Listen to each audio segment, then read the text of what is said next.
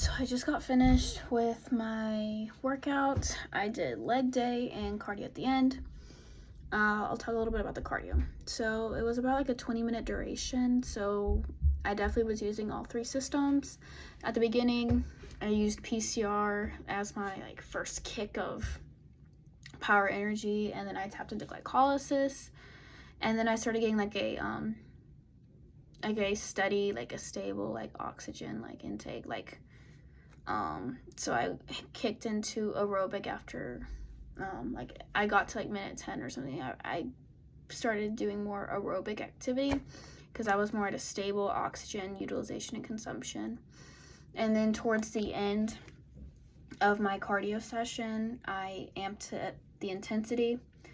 And so I amped it up to basically the last 5 minutes as hard as I could go. So that's when we started, as I was increasing intensity, I went more into my anaerobic, fast glycolysis type of energy source. So during the majority of it, I was using aerobic, burning fat, because I had like a steady state. But then as I increased, I tapped more into my carb storage and glycolysis, and at the very last seconds, like I used that last bit of power from that fast glycolysis that I could get. My legs were burning, I was breathing heavy, and I was consuming more oxygen, but I wasn't being able to utilize it, so I was getting more tired, and I would say like lactate started building up, and that's and I started becoming more fatigued because like my electron transport chain, like the NADHs were getting backed up, and so then they had to go somewhere, so they go and get with pyruvate to make lactate, and after so much lactate built up, the acidity like in the muscles what makes you like more fatigued, so I couldn't do anymore and I had to stop. With my actual like leg day, I was doing more glute and hamstring focused today.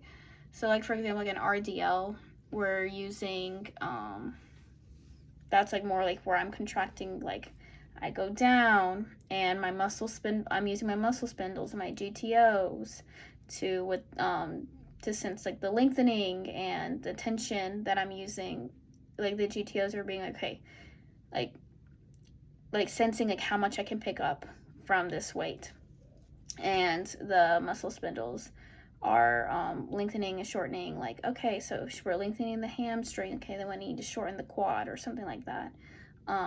It just basically sensing like how to lengthen, what do we need to lengthen, what do we need to shorten to make this like movement work. And or like we're using EPSPs, IPSPs, so like if I'm doing like RDLs, I'm like sending EPSPs probably to my hamstring and IPSPs to like my quads, because if we send it to EPSP to both ham and quads, I would just be stuck. But yeah, that's pretty much all to say about that. I definitely like at the beginning of my onset exercise using PCR and PCR for that like power built up, and then I could only do like between 6 to 10. I probably stayed in the 8 rep range. And then I got to like the end, like when I was doing like kickbacks, for example, and I physically could not kick my leg back anymore. Those were DTOs. That's like a safety feature that I said in my last video. And yeah.